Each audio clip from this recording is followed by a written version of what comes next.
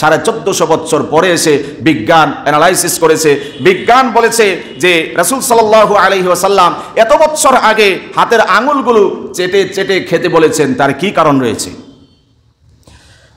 বিজ্ঞান বলেছে যে মানুষের হাতের আঙুলের যে কোপ রয়েছে বা কোষ রয়েছে, এই কোষগুলোর মধ্যে এক রকমের রাসায়নিক পদার্থ থাকে এবং সেটা দুই প্রকারের হয়ে থাকে। এক প্রকারের নাম হচ্ছে টায়ালিন, আর এক প্রকার রসের নাম হচ্ছে মিউচিন। দুই প্রকারের কাজ হচ্ছে, এক প্রকার রস এটা আপনার আস্তে আস্তে করে গলা দিয়ে, কণ্ঠনালী দিয়ে অর্থাৎ খাদ্যনালী দিয়ে প্রবেশ করার পরে আপনার খাবারের জন্য আরো বেশি পিচ্ছিল এবং উপযোগী করে দেয়। সুবহানাল্লাহ বলেন।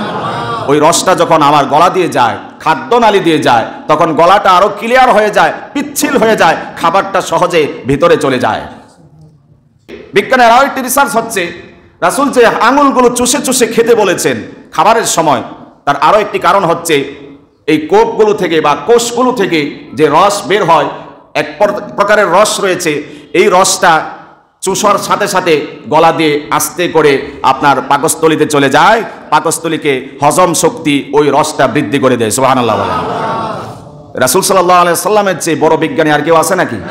কিয়ামত এর আগ পর্যন্ত আরো কয়েকজন আসবে? জোরে বলেন।